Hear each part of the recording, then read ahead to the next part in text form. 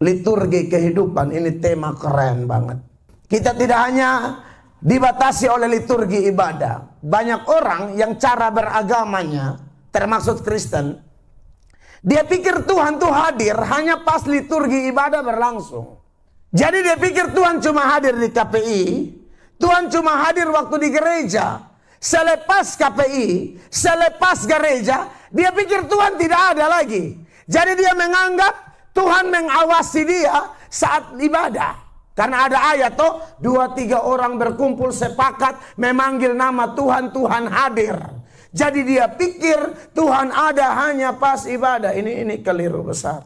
Alkitab berkata mata Tuhan ada di mana-mana. Amsal pasal 15 ayat 3 berkata, mata Tuhan ada di segala tempat, mengawasi orang jahat dan orang baik. Allah kita tuh disebut dalam istilah Ibrani Jehovah Shammah. Inggrisnya omnipresent. Allah maha hadir. Dia juga omniscience. Allah maha tahu. Jadi menjadi salah kalau pikir Tuhan hadir cuma liturgi ibadah.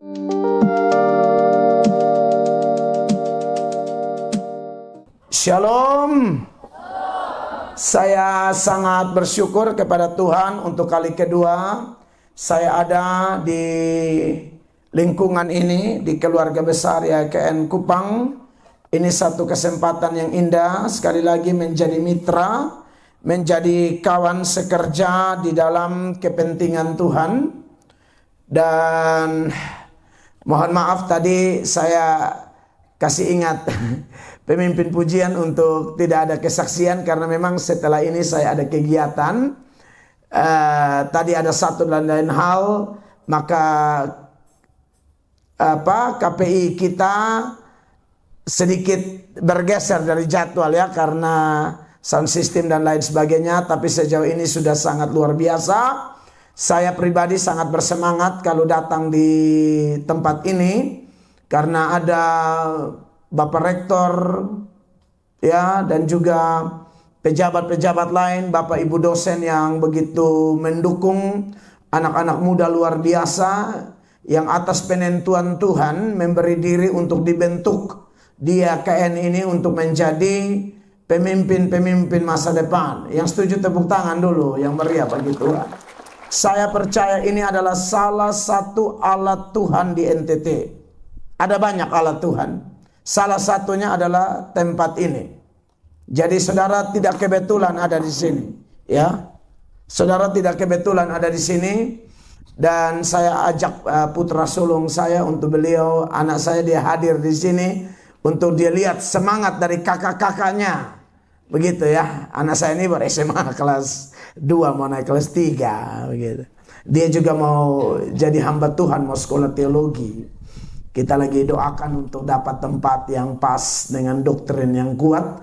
Karena hari-hari ini tidak mudah menjadi pendeta hamba Tuhan kalau tanpa ilmu yang benar, yang ketat di dalam membimbing dan menggembalakan umat atau melakukan missio Dei atau misi Allah, the Great Commission, amanat agung kepada dunia yang menurut nubuatan Alkitab tambah hari tambah jahat, tambah hari tambah gelap. Dan saya bersyukur dari 4 putra, putra pertama saya tanya mau jadi apa, ya dia postur memungkinkan saya jadi polisi kah, IPDN kah, atau mungkin perhubungan kah, jaksa kah, atau apa, kan bagus nih. Tapi saya tanya dia mau jadi pendeta. Aduh beta senang sekali, sukacita sekali, ya karena biasanya jadi pendeta itu kan pilihan terakhir. Kau tes dokter dulu, kalau son lolos, lu tes polisi, kalau son lolos, lu tes yang lain. Nanti semua dek-dek air naik di batang leher baru. Nah ini jadi pendeta. Tapi saya bersyukur seperti pandangan orang Ibrani ini seperti buah sulung. Dan itu dipersembahkan untuk Tuhan. Dan saya bahagia sekali ya. Sama kayak saya dulu setelah SMA saya tidak ada mau pikir lain. Setelah bertobat saya cuma pikir jadi pendeta, titik. Walaupun ekonomi keluarga saya bukan lemah saja, lemah lembut. Lemah lembut dan ancor-ancor. Karena mana tidak ancur-ancur kok bapak cuma tamat SD, pekerjaan tidak jelas, serabutan, sebentar bengkel, sebentar dia masuk di tim bangunan, sebentar dia kerja ini itu, dan semua gagal.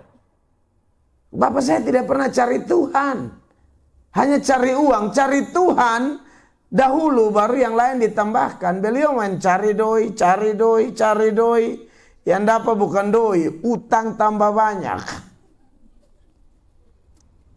Dulu kalau ada 5 motor parkir di rumah saya, itu motor koperasi semua itu. Bukan kami punya motor. Mam tua dan bab tua satu belum habis pinjam di lain. Ini bukan gali lubang tutup lubang, gali lubang tutup lubang. Ya koperasi kejar dong tuh ke MotoGP itu. Pernah nonton MotoGP? Rossi Dovizioso de Marquez. Tapi Tuhan baik, Tuhan anugerah. Walaupun saya anak orang susah, anak orang miskin, tapi Tuhan akhirnya izinkan saya sekolah teologi di Jakarta, dan saya menyelesaikan S1 saya di Institut Agama Kristen Jakarta, dan master teologi saya di Sekolah Tinggi Teologi Anugerah Indonesia, dan sekarang lagi program doktoral sudah semester 5. Ini semua karena anugerah Tuhan semata-mata. Baik, puji Tuhan Bapak Ibu, saudara-saudara terkasih, teristimewa, anak-anak mahasiswa yang saya kasih dalam nama Tuhan Yesus. Mari kita buka kitab suci dari Galatia pasal 5 ayat 1 yang menjadi nats dasar untuk menyoroti tema KPI kita pada hari ini ya, saudara-saudara. Mari kita baca Galatia 5 ayat 1 sejauh saudara bisa melihat layar yang canggih ini. Umur-umur baru lihat TV besar kayak begini nih Pak Rektor. Sungguh mati. Dulu ketempung ada yang hitam putih. Kalau mau pindah channel bukan tendes, roh dia baru dia pindah. Ada roh terlalu kuat yang keluar RRI bukan TVRI. Mari kita lihat Galatia 5 ayat 1. 1, 2, 3. Supaya kita sungguh-sungguh merdeka, Kristus telah memerdekakan kita. Karena itu berdirilah teguh dan jangan mau lagi dikenakan kuk perhambaan. Jadi tema KPI yang diangkat oleh panitia yang mempersiapkan kegiatan ini di tempat ini adalah yang ada di belakang kita, kemerdekaan Kristen dalam liturgi kehidupan. Jemaat atau saudara-saudara terkasih yang diberkati oleh Tuhan Yesus, menarik ya, saya sepanjang menjadi pengkhotbah dan banyak sekali khotbah KKR, saya belum pernah menemukan tema ini. Ini yang buat tema ini memang kalau orang latar belakang pendidikan tinggi pasti tema juga tidak main-main. Saya baru ketemu tema kalau kemerdekaan Kristen biasa, tapi liturgi kehidupan itu menarik sekali. Kalau bicara tentang liturgi yang kita pahami selama ini ya tata cara ibadah. Oh, liturgi ibadah dan liturginya kan bervariasi. Kalau kita di dalam konteks Protestan ya, liturgi misalnya kayak di Gemit, liturginya sudah diatur begitu rapi, begitu indah, begitu menarik. Lalu kalau liturgi kayak di ibadah gereja karismatik Pentakosta seperti gereja kami, itu juga ada urut-urutan ya ibadahnya, mulai dari lagu pembukaan, doa pembukaan dan seterusnya. Itu juga namanya liturgi. Tetapi kalau bicara dalam konteks Kristen, liturgi kehidupan itu berbicara tentang bagaimana orang Kristen melihat bahwa seluruh kehidupannya itu harus dipersembahkan sebagai persembahan yang hidup, persembahan yang kudus, persembahan yang berkenan kepada Allah. Itulah ibadah yang sejati. Amin. Ibadah, saudara-saudara, tidak hanya menyelesaikan liturgi ibadah, urut-urutan ibadah sepanjang kurang lebih 2 jam misalnya. Oh, ada lagu, ada doa, ada segala macam. Tidak sebatas itu. Liturgi lebih kepada penyerahan total seluruh kehidupan kita kepada Tuhan. Amin. Jadi kalau kita menyanyi, menyelesaikan liturgi, tapi ternyata kita tidak menyerahkan hidup kita. Kita mau belajar malam ini dari kitab suci, dari pengalaman misalnya bangsa Israel. Bangsa Israel kalau bilang liturgi mereka, ritual mereka, tata cara mereka, ya, ada namanya ceremonial law. Hukum tata caranya begitu ketat, begitu presisi, tidak boleh main-main itu. Tetapi masalahnya penikmat utama, garis bawahi Bapak Ibu, anak-anak mahasiswa, penikmat utama dari sebuah liturgi itu kan Tuhan. Bukan umat. Umat boleh senang karena waduh, liturginya jalan rapi sekali dan lain sebagainya. Penyanyi-penyanyinya bagus, ritualnya begitu menarik. Tapi masalahnya penikmat utama, yaitu Allah Yahweh, yaitu Allah Tritunggal, dia suka atau tidak. Saya kasih contoh nih. Di zaman Yesaya, Tuhan Allah sampai muak luar biasa dengan ritual-ritual, perayaan-perayaan, atau boleh dikatakan liturgi-liturgi Israel, seremonial law-nya mereka. Allah muak, Allah jijik. Sampai Tuhan utus Nabi Yesaya, lalu Nabi Yesaya bersuara buat mereka. Anda perhatikan, dalam Yesaya pasal 1, mulai ayat 10. Saudara, saya baca buat saudara ya, perhatikan. Dengarlah firman Tuhan, hai pemimpin-pemimpin manusia Sodom. Saya harap tidak ada pemimpin manusia Sodom di IKN. Jangan sampai ada, ini percuma bawa nama-nama Kristen baru di dalam Sodom. Sana ada.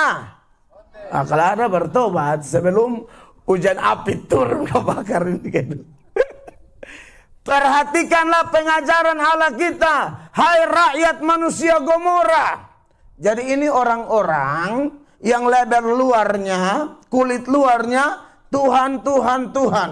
Kulit luarnya agama, agama, agama. Kulit luarnya menonjolkan Taurat, Taurat, Taurat. Tapi Allah yang Maha Tahu melihat sampai kedalaman, ternyata itu kulit luar, aksesoris. Isi dalamnya Sodom dan Gomora.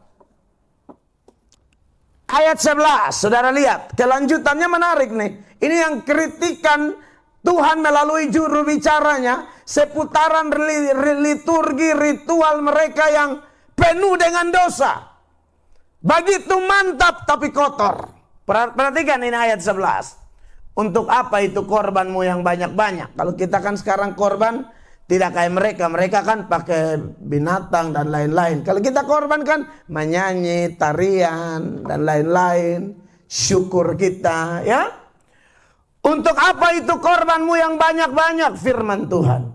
Aku sudah jemu akan korban-korban bakaran berupa domba jantan dan akan lemak dari anak lembu gemukan, darah lembu jantan dan domba-domba dan kambing jantan. Tidak kusukai. Aduh, ini. Jadi kita semua, termasuk saya juga seorang gembala sidang, saya sangat keras ya, boleh dikatakan keras, menyuarakan ini setiap minggu, bahkan setiap kesempatan ibadah. Karena saya takut kita asik, karena di gereja di tempat kami, aduh, sound system, pengadaan hampir miliaran rupiah. Ya, sound system saja, belum depu lighting, depu segala macam. Tapi saya bilang ini semua bagus, baru Tuhan tidak senang, ini kita repot. Bayangkan semua menyanyi, pukul tangan, angkat tangan, rentangkan tangan, lancan depan, gerak. Di gereja, nak ketemu liturgi karismatik, ini tahu toh? Sebentar pukul tangan, sebentar angkat tangan, sebentar rentangkan tangan. Tapi yang saya paling ngeri ini kata terakhir di ayat 11, tidak kusukai.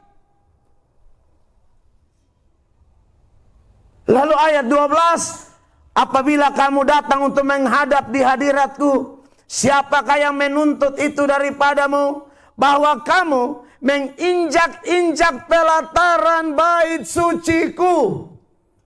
Makanya paling bagus ya, kotong semua ini kan tidak ada yang sempurna toh. Paling bagus itu liturgi ibadah, saya paling setuju liturgi kayak di Gemit begitu, dan saya adopsi di gereja saya. Setiap ibadah harus ada sesi pengampunan minta ampun dosa. Harus itu.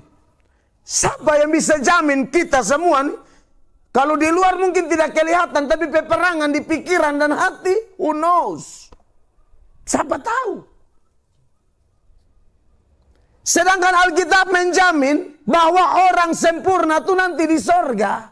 Di dunia ini tidak sempurna. Kita sedang bergerak menuju kesempurnaan.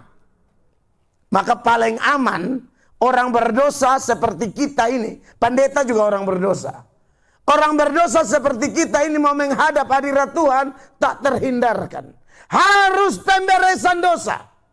Kalau tidak, asik melakukan liturgi. Tapi Tuhan bilang, apabila kamu datang untuk menghadap di hadiratku, siapakah yang menuntut itu daripadamu? Bahwa kamu menginjak-injak pelataran bait suciku. Ayat 13. Jangan lagi membawa persembahanmu yang tidak sungguh, sebab baunya adalah kejijikan bagiku. Kalau kamu merayakan bulan baru dan sabat atau mengadakan pertemuan-pertemuan, aku tidak tahan melihatnya, karena perayaanmu itu penuh kejahatan. Kita tidak mau KPI kita luar biasa ini ditolak oleh Tuhan. Yang kita rindukan adalah KPI kita Tuhan senang, Tuhan dimuliakan. Amin. Bapak rektor senang, tapi Tuhan tidak senang, habis kita. Panitia senang, Bapak Ibu dosen senang, Tuhan Allah tidak senang, percuma. Makanya ayat 14. Aduh, luar biasa. Perayaan-perayaan bulan barumu dan pertemuan-pertemuanmu yang tetap. Anda lihat ini kalimat. Aku benci melihatnya, ya ampun. Dia bukan hanya bilang aku tidak menyukainya, aku benci melihatnya. Semuanya itu menjadi beban bagiku. Aku telah payah menanggungnya. Kenapa? Ayat 15 berkata, apabila kamu menegakkan tanganmu untuk berdoa, aku akan memalingkan mukaku. Bahkan sekalipun kamu berkali-kali berdoa, aku tidak akan mendengarkan, sebab tanganmu penuh dengan darah. Jadi Bapak Ibu, anak-anak terkasih, jadi menarik ya, liturgi kehidupan ini tema keren banget. Kita tidak hanya dibatasi oleh liturgi ibadah. Banyak orang yang cara beragamanya, termasuk Kristen, dia pikir Tuhan tuh hadir hanya pas liturgi ibadah berlangsung. Jadi dia pikir Tuhan cuma hadir di KPI, Tuhan cuma hadir waktu di gereja.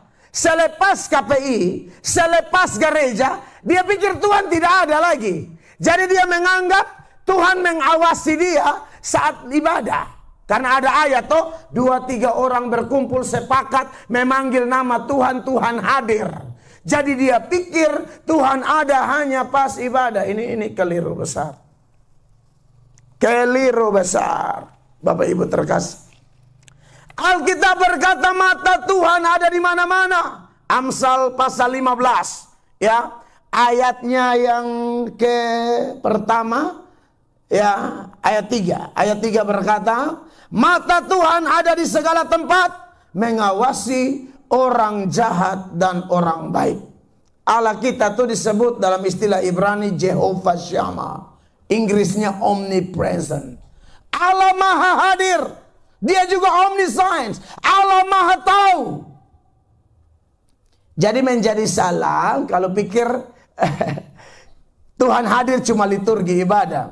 Saya pernah baca satu cerita. Jadi KKR kayak begini nih.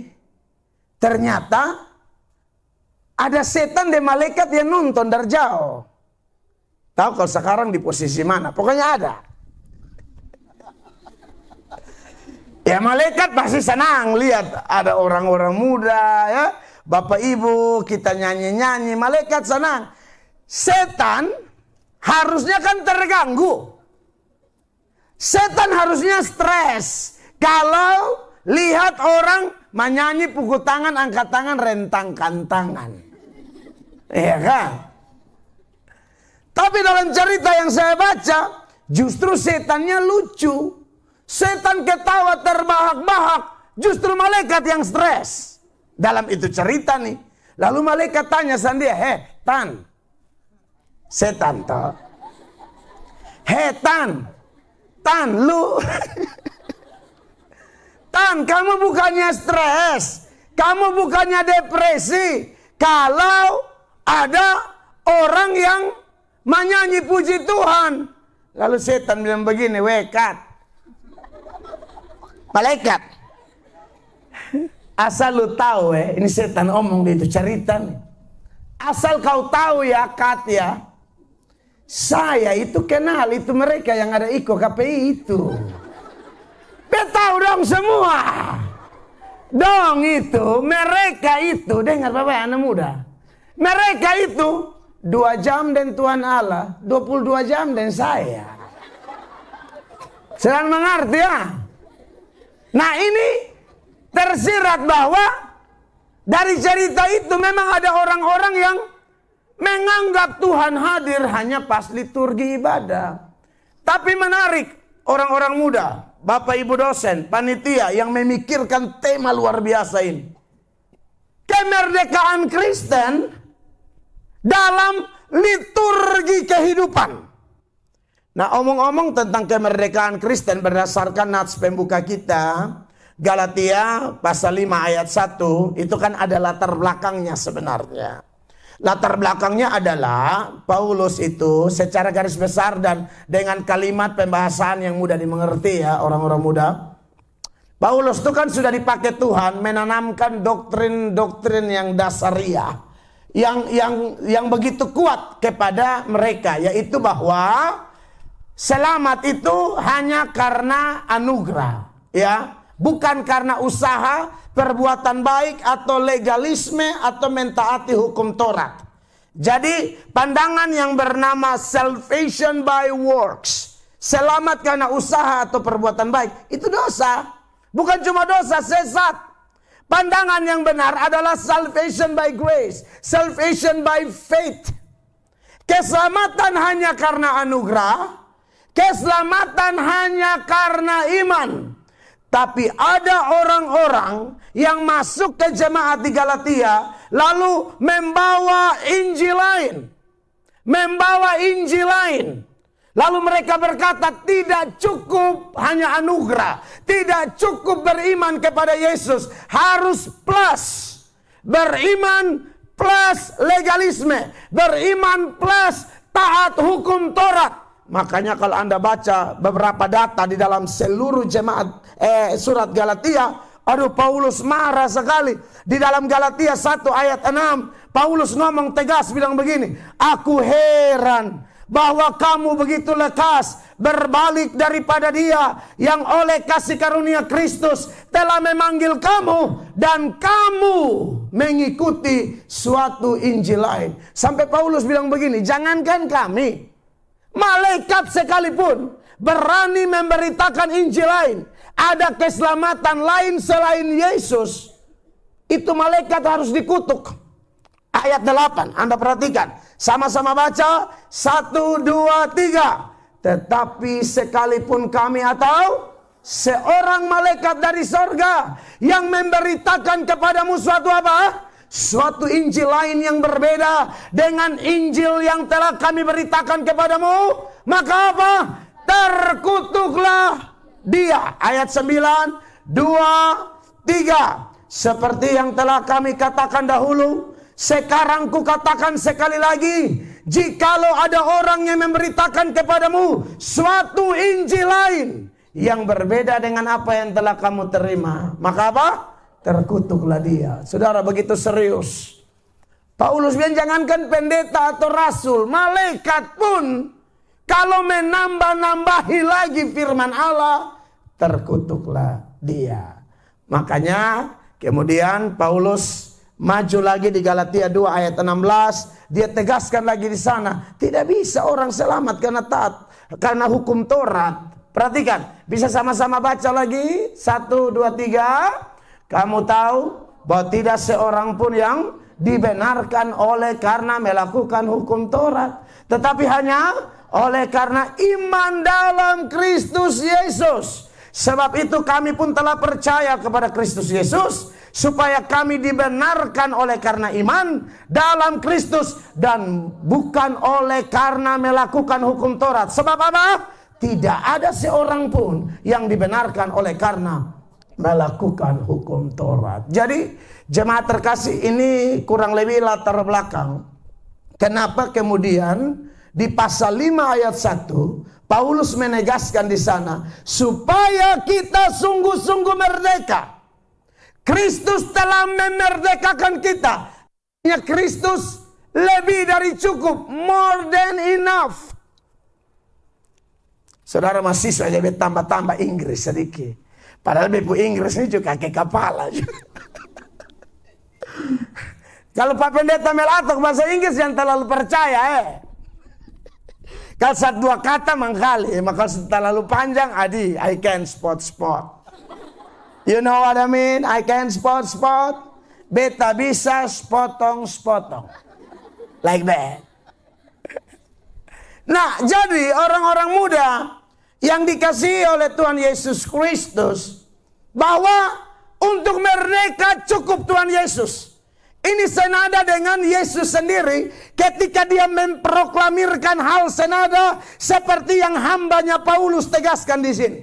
Di dalam Yohanes pasal 8 ayatnya yang ke-36, Yesus sendiri berkata apa? 1, 2, 3. Jadi apabila anak itu memerdekakan kamu pun apa?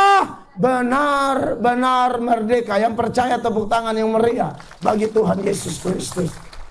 Jadi bukan Paulus atau kami yang kemudian menjadi hamba-hamba Allah. Sebenarnya Yesus sendiri, dia sudah menjamin secara pasti kepada siapapun yang kemudian masuk dan tinggal di dalam dia. Dia tinggal di dalam orang itu. Kamu harus percaya, ikatan apapun, belenggu apapun, pengaruh buruk apapun akan terlepas, akan bebas ketika Anda dan saya dimerdekakan oleh Kristus. Amin. Ya, kalau omong tentang topik ini, kalau saudara dan saya bertanya, kita dimerdekakan dari apa? Ya, ini hal pertama yang mau saya soroti. Dimerdekakan dari apa? Maka tak terhindarkan. Yang paling pertama adalah merdeka dari dosa. Tahu definisi dosa? Saudara ini sekolah Kristen, kan ada materi-materi teologi itu. Paham dong hamartia, ya? Hamartiologi pasti Anda paham kan? Doktrin tentang dosa. Bahasa Ibrani-nya kata, Yunani-nya hamartia. Itu dua kata Ibrani Yunani yang paling populer. Ada banyak kata lain sebenarnya. Dosa itu, kalau didefinisikan begini. Dosa itu kepasifan terhadap kebenaran dan keaktifan terhadap ketidakbenaran. Itu dosa. Untuk yang benar, dia pasif. Tapi yang tidak benar, dia aktif. Untuk yang benar, dia bodoh memati. Yang benar ini. Tapi yang tidak benar, dia otak main, Dia bisa marah ya, pidip main itu pun kau setengah dua, ada yang tahu. Itu kalau bukan. Hah? Itu apa? Itu skill itu. Kok dia bisa dari mana? Dia ini sebenarnya mahasiswa atau pegawai PLN. Kok dia bisa naik sampai ke orang urut kabel di plafon itu. Bisa tembus di kos-kos di bawah situ. Maka di sini lihat kayaknya. Sana ada yang mengaku, geng. Di Iko KPI bodohnya minta ampun. Di kelas dia pun nilai DC.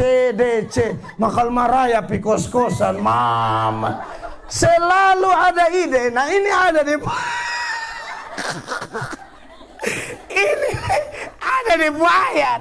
Bukan saya omong sembarang loh, saudara. Saya tidak mungkin omong out of Bible. Tidak mungkin, ya. Saya harus pakai data ini. Yeremia pasal 4 ayat 22. Perhatikan. Kau baca pelan-pelan, Sungguh apa? Bodohlah umatku. Anda lihat, ini karena kita khotbah dalam konteks katong orang Kristen toh. Yang dibilang bodoh di sini waktu itu bukan orang kafir, umat, tapi bodoh. Baca pelan-pelan. Sungguh bodohlah.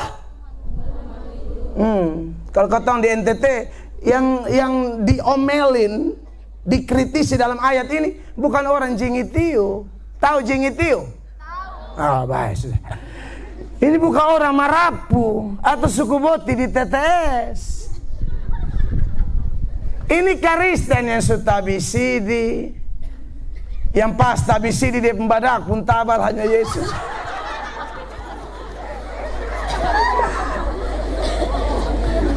Wih dia pumpo ini FIFA nomor 4. Ngerina.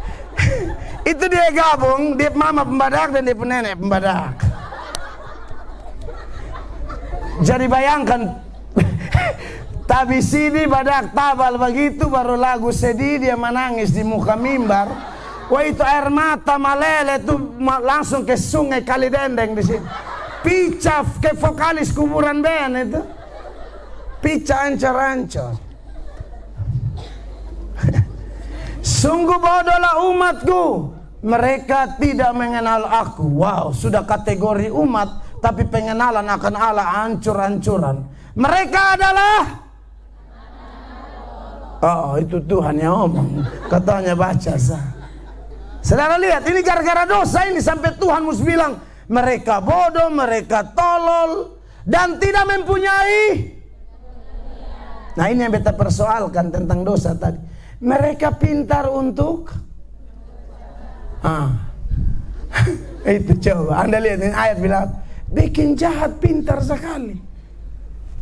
Ini dosa pembahaya di sini nih saudara-saudara. Makanya kalau temanya kemerdekaan, kita harus dimerdekakan dari dosa. Kalau tidak, kau tempuh hidup model begini. Untuk kebaikan, untuk kebenaran, untuk ketaatan, untuk kesetiaan, untuk kekudusan, bodohnya minta ampun. Tapi untuk melawan firman, smart, pintar, cepat tangkap, banyak ide. Ini ayatnya. Mereka pintar untuk berbuat jahat, tapi untuk berbuat baik mereka tidak tahu. Kalau bilang di pesta bilang lagu disco lampu mati hidup, lu ajar dong bilang bagarak itu dong pun lutut dong sebegini nah. Makal KPI begini dong pun pukul tangan ke ikan botok baru belajar berenang. Dong pukul sama kayak orang pijat refleksi. Lihat ini be omong betul kok.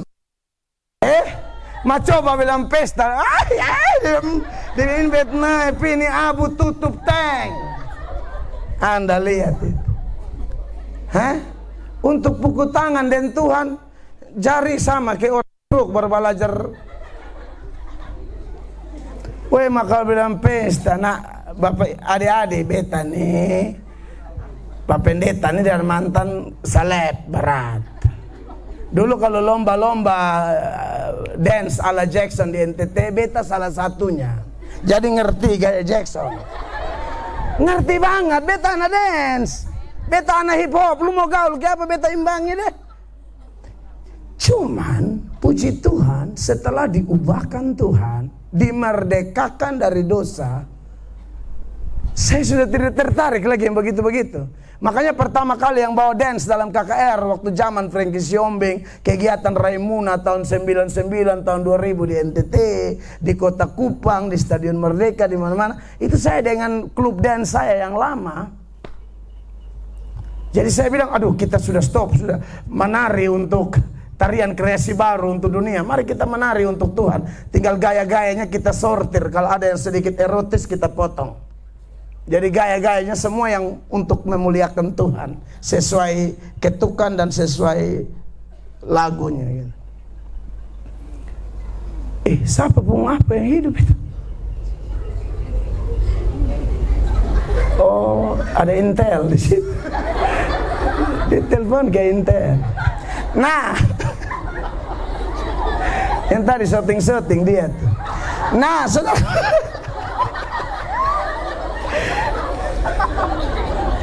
Kata ada KKR, itu ada laporan apa nih? Nah, saudara, jadi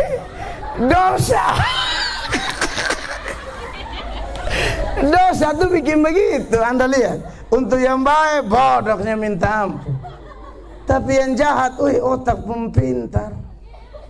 Dulu saya paling tahu karena cara tangkap orang pu ayam, pakai bawang putih, kain basah. Cepat. Ini ada sisa-sisa dulu, masih ingat, jadi kasih tahu, bukan pelaku lagi sekarang. Lalu dunia ini terbolak-balik. Saudara lihat, ini pengaruh dosa. Saya kasih tunjuk beberapa data perjanjian lama ya. Dunia ini terbolak-balik. Dijajah dosa, diperbudak dosa, maka dia akan pasif terhadap apa yang dikehendaki Allah, dan aktif terhadap apa yang tidak dikehendaki Allah. Maka kalau ada orang ajak dia untuk baik, dia anggap ini orang jahat. Ulang. Orang ajar dia untuk baik, dia anggap ini orang jahat. Tapi kalau ada orang ajak dia bikin jahat, dia bilang ini bestiku. Ini my bestie. From Nunu Nemet. My bestie from Nunu Nemet. Anda lihat ini. Kalau orang ajak dia bilang kawan berhenti minum mabok sudah, dia anggap jahat. Kalau ada yang bilang, weh, lu suka kerja tugas kok, lu bikin lebe-lebe. Bayangkan, padahal ini teman baik. Ingatkan kita punya orang tua di kampung mungkin jual tanah, jual sapi, jual segala macam supaya lu bisa kuliah. Ya datang sini untuk apa? Belajar. Amin. Tapi orang kasih ingat dia, entah itu dosen, entah itu teman, entah itu rohaniwan, dia anggap kami jahat. Tapi kalau ada ajaksan dia bikin aneh-aneh, dia bilang ini bestie from Nunu Nemet. Itu kelihatan di zaman Yesaya. Setelah Yeremia kita cek Yesaya. Yesaya 5 ayat 20. Anda lihat ini ayat. Mereka bilang begini, ini manusia dong. Celakalah mereka yang menyebutkan kejahatan itu baik. Nah ini gara-gara dosa. Jahat dia bilang baik. Selanjutnya, dan kebaikan itu jahat. Dulu kami begini, kalau orang nasihat untuk kebaikan tuh kita rasa kayak lu kayak mau naik antero lu datang omong. Kita anggap dia jahat, padahal dia sedang diutus Allah untuk mengetuk pintu hati kita. Kita tolak dia. Lalu ketemu kawan yang gila mengong, yang ini saya sudah alami. Orang ajak ke gereja, saya paling benci itu orang dulu. Kawan ajak ketompi pajak bemo. Dulu kan masih zaman pajak-pajak. Akibat pajak bemo, todong orang, pancuri. Aduh saya ini pancuri kelas kakak. Serius. Akhirnya beta mesti masuk tahanan 8 kali. Ini beta saksikan di mana-mana. Masuk tahanan 8 kali. Nanti sudah tahanan baru munafik. Iya, kalau sudah tahanan, woi kalau belum ditahan, woi kenapa? Apa? Lu tahu anak timur tahu? Belum kena ini dia pembuka dah. Lu mau kenapa? Siapa mau kenapa? Siapa?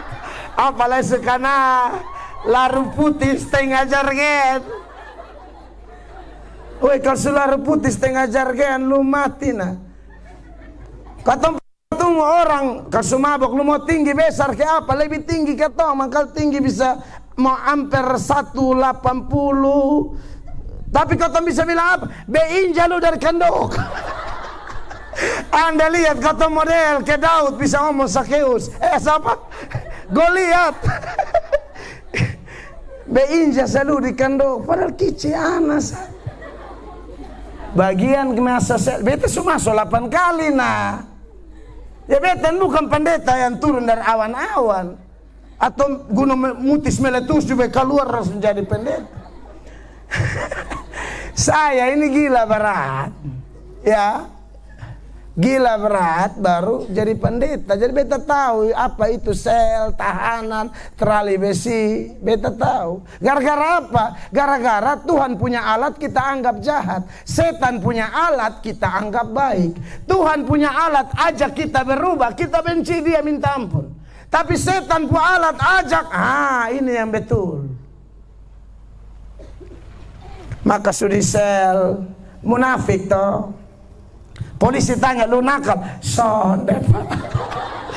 Lu yang biasa di Oepura toh, lu yang biasa buka-buka dada suara besa. Sonde pak. Beta anak bye-bye pak. Bye-bye apa munafik. Munafik. Sudi sel tuh tiap malam pasti doa. Pasti doa. Ini semua penjahat nih duduk berdoa. Biasa yang pimpin khotbah yang biasa pencuri tape. Elektronik spesial. Yang suka mengganggu orang pembini ini yang biasa dia pimpin lagu. Dan lagu-lagu ya son lari jauh dari kidung jemaat. Yang bottom paling ingat tuh Ampara 19. Gembala baik bersuling dan merdu. Itu dia. Membimbing aku masuk dalam sela. Ini kisah nyata. Nanti suka luar lagi foil. Jadi kita pakai istilah tomat. Tobat kumat, tobat kumat, tobat kumat. Aduh munafiknya luar biasa. Dan saya ketemu orang banyak begini. Masih kuat, masih sehat. Aduh dison peduli firman. Nanti kalau dokter diagnosa bilang, ada kanker ini, itu habis. KPI bagian desain mama nyanyi, mau angkat tangan seberat, mama nyanyi mulu sama ke lem Alteco. Nanti coba didiagnosa bila ada sakit ini sakit itu, semua yang masuk cek sendiri dia bilang begini, angka lagu, kok dulu di IAKN, kau tengah WL nih itu singer begitu canggih. Dong so angka lagu bosong sana angka lagu salang info suka liling angka lagu dulu kalau masih kuat masih asik masih semangat son pernah lagu Tuhan son pernah ketemu orang baru lu kenal Veronica kok itu sah. Bakal suruh rumah sakit lu sonde geng. Beta nih bukan hanya khotbah KKR, beta doa banyak. Jadi beta tahu, aduh ini orang kalau dia biasa menyembah, lalu dia menyembah saat sakit keren. Tapi ada yang munafik, tapi ya sudahlah. Biar munafik juga yang penting terakhir cari Tuhan juga. Jadi Bapak Ibu jangan ada yang remehkan ini ibadah. Saudara jangan pikir ini ibadah ini hanya kegiatan supaya kelihatan ada kesibukan di ini kampus, bukan. Ini ibadah memuliakan Allah. Kau mesti puji Tuhan sungguh-sungguh. Anda dan saya itu Alkitab berkata seperti uap. Sebentar saja kelihatan lalu lenyap. Kita itu seperti rumput yang pagi segar, siang karena matahari mulai lisut, layu, gugur. Amin. Makanya Anda dan saya harus dimerdekakan dari dosa. Kalau tidak dimerdekakan dari dosa, kita akan diperbudak dosa terus. Maka Yohanes pasal 8 ayatnya yang ke-34, Yesus berkata demikian. Kata Yesus kepada mereka, aku berkata kepadamu, sesungguhnya setiap orang yang berbuat dosa adalah hamba dosa. Tapi saya mau kasih tahu buat orang muda semua, Bapak Ibu dosen, siapapun tanpa kecuali, sejauh suaraku bisa didengar, dengar, Yesus tidak datang cari orang benar. Tuhan Yesus datang cari orang berdosa. Dan orang berdosa itu ada dua kelompok bagi saya. Berdosa tahu diri dan berdosa tidak tahu diri. Masuklah orang Farisi dan pemungut cukai ke dalam bait Allah. Nanti periksa saja ayatnya, tidak usah kasih tunjuk dalam Lukas 18 mulai ayat 9 sampai ayat 14. Saya kasih garis besar ceritanya. Waktu masuk ke bait Allah, si Farisi berdoa, angkat tangan, Tuhan aku bersyukur sebab aku tidak sama seperti orang lain. Aku bukan pesina, bukan orang lalim, bukan perampok. Aku berpuasa 2 kali seminggu. Aku beri perpuluhan. Dan aku tidak seperti pemungut cukai ini. Tapi pemungut cukai itu tidak berani menengadah ke langit sambil memukul dada dan dia berkata, Tuhan kasihanilah aku orang berdosa ini. Dua-dua orang berdosa, tapi satu tidak tahu diri, sombong rohani, yaitu si Farisi itu. Sedangkan yang satu tahu diri, dan Yesus membenarkan orang berdosa yang tahu diri. Semua kita mulai dari saya, tanpa kecuali sejauh suara ini didengar, orang-orang muda, Bapak Ibu terkasih, kita semua orang berdosa. Saya sebagai orang berdosa juga mau ingatkan, mari kita ada di grup berdosa tapi tahu diri. Jangan berdosa tapi sombong. Berdosa tapi merasa tidak butuh Yesus. Oh, yang butuh Yesus dia di belakang saya, bukan saya. Kamu jahat, kamu penjahat tidak tahu diri. Siapa yang berani berkata dia tidak berdosa? Tidak mungkin. Orang yang mengatakan saya tidak berdosa, orang itu sedang melakukan dosa. Melakukan dosa apa? Dosa menipu. Tipu siapa? Tipu diri sendiri. 1 Yohanes 1 ayat 8. Perhatikan, catat ayat-ayatnya saudara-saudara. Perhatikan ini ayat. Jika kita berkata bahwa kita tidak berdosa, maka kita menipu diri kita sendiri dan kebenaran tidak ada di dalam kita. Makanya saya tegaskan tadi, orang mengatakan dia tidak berdosa, dia sedang melakukan dosa, yaitu dosa menipu, yaitu tipu diri sendiri. Masa kau tidak berdosa? Kita sempurna tuh di sorga. Ibrani 12 ayat 23. Ini ayat yang menegaskan selagi di dunia ini kita bergerak menuju kesempurnaan. Klimaksnya di sorga sana. Dan kepada jemaat anak-anak sulung yang namanya terdaftar di sorga, dan kepada Allah yang menghakimi semua orang, dan kepada roh-roh orang-orang benar yang telah menjadi sempurna. Kapan dan di mana? Di sorga. Jadi di sini kita sudah sempurna? Belum. Tapi apakah belum sempurna? Apakah belum sempurna lalu kita hidup menyenangkan setan, menyenangkan daging, takluk kepada dosa? Jangan. Rasul Paulus berkata begini, saudara-saudara, di dalam Roma pasal 6 ayatnya yang ke-17, dia bilang begini, baca sama-sama 1, 2, 3. Tetapi syukurlah kepada Allah, dahulu memang kamu hamba dosa, tetapi sekarang kamu dengan segenap hati telah mentaati pengajaran yang telah diteruskan kepadamu. 18, 2, 3. Kamu telah dimerdekakan dari dosa dan menjadi hamba kebenaran. Lompat ke ayat 22. Sama-sama baca 2, 3. Tetapi sekarang setelah kamu dimerdekakan dari dosa dan setelah kamu menjadi hamba Allah, kamu beroleh buah yang membawa kamu kepada pengudusan, dan sebagai kesudahannya ialah hidup yang kekal. Tepuk tangan dulu buat Tuhan Yesus.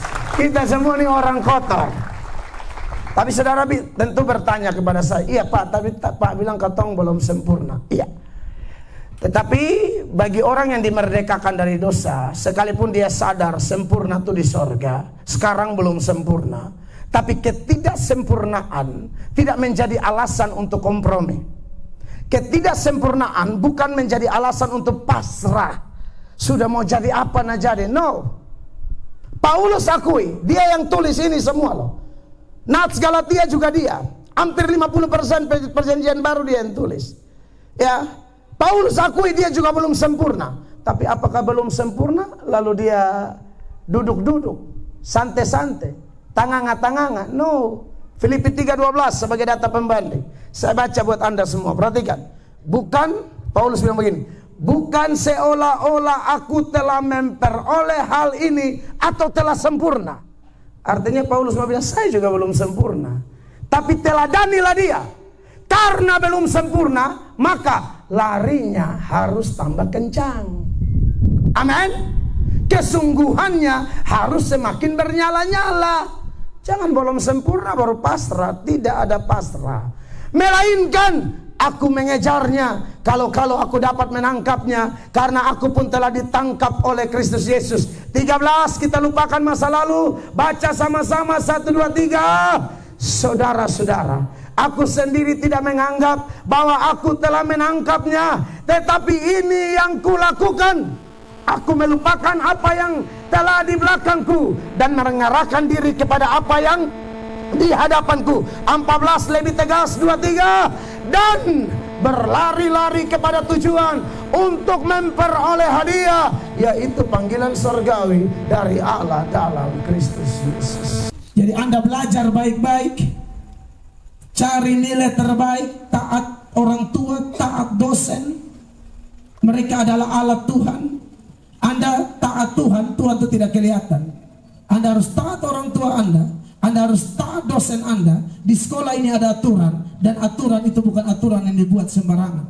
Saya yakin Tuhan turut bekerja di balik aturan itu untuk menjadikan kita orang-orang muda yang berkualitas, orang-orang muda yang bercahaya seperti bintang-bintang. Amin, kekasih Allah. Jadi saya harap kita berbuat baik ya, hubungan dengan Tuhan harus bagus. Karena begini, merdeka menurut orang gila dan orang waras itu beda. Ya, orang gila itu akan merasa merdeka kalau dia tanpa busana, lalu duduk pilih-pilih sampah di bak sampah lalu dia makan. Bagi dia itu kebebasan.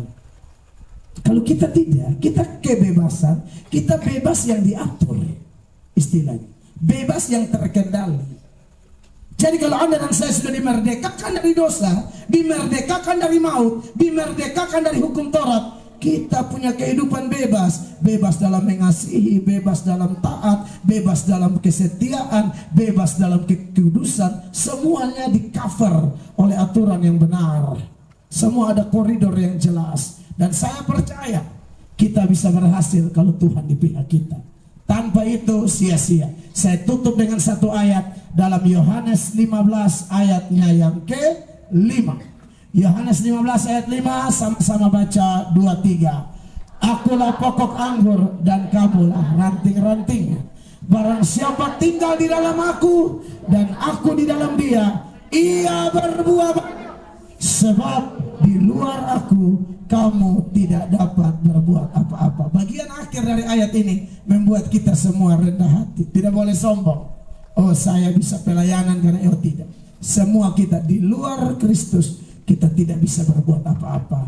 Maka malam ini saya percaya, siapapun yang datang kepada Kristus, engkau tinggal dalam Yesus, itu karena Tuhan yang menarik kamu. Ya, pendeta tidak bisa buat orang bertobat. Saya tambah satu ayat lagi supaya kau tahu. Kalau ada orang bertobat, saya tidak dimuliakan, panitia tidak dimuliakan, bapak dosen, bapak rektor, tidak ada kami yang layak terima kemuliaan. Hanya Bapa yang layak terima kemuliaan. Kenapa? Yohanes 6 ayat 44. Mari baca dulu. 1, 2, 3. Tidak ada seorang pun yang datang kepadaku jika ia tidak ditarik oleh Bapa yang mengutus aku, dan ia akan kubangkitkan pada akhir zaman. Saya mau mendoakan saudara, dan saya mau lihat berapa banyak yang Bapak tarik malam ini. Mari kita berdiri bersama-sama.